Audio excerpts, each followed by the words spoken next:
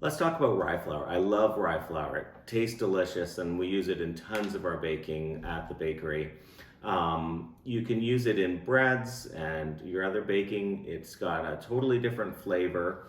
You can see it's got this greeny, bluey color to it. When it's milled into a flour, it's very dark colored. Rye is different than wheat, but it does contain the proteins that form gluten like wheat does.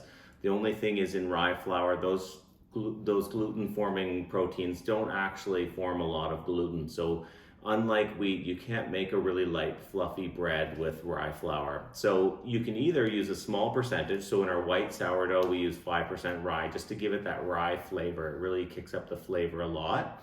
Up to maybe 30 or 40% rye, and you're still going to get sort of a traditional bread. So we make a light rye that is 40% rye flour, 60% all-purpose flour. Now you need the all-purpose flour in there if you want a light open crumb bread. But once you get beyond that, you start getting really dense, sort of like European style rye breads that are very dense, all the way up to 100% rye, like a full corn broat, where it's a very dense bread that you slice really thin, very strong flavor. Rye tends to be best for sourdough types of bread. The acid in the sourdough keeps the starches in the bread from breaking down, and the starches are really what forms the strength of a rye bread as opposed to the gluten. You can substitute it out in things like muffins and that. It's a very pronounced flavor, so it depends on what you're making. It's gonna have, it's gonna definitely alter the flavor a lot. It's great for fermentation. So when your sourdough bread, rye flour has a lot of amylase enzyme in it, so it really speeds up fermentation.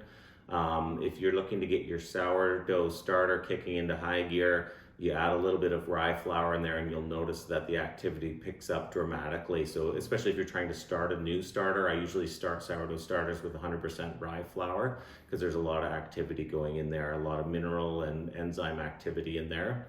It's very high in fiber.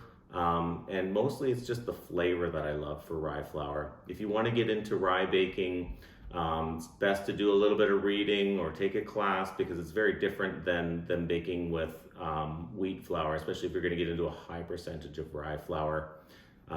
There's some great books such as The Rye Baker by Stanley Ginsberg. That's an amazing book about rye. Covers all different types of rye bread around the world and crackers. But you want to do a little research if you're going to add a large part of rye into your flour. But anything else, if you're just going to add 5 or 10%, you're going to really kick up the flavor of your products a lot.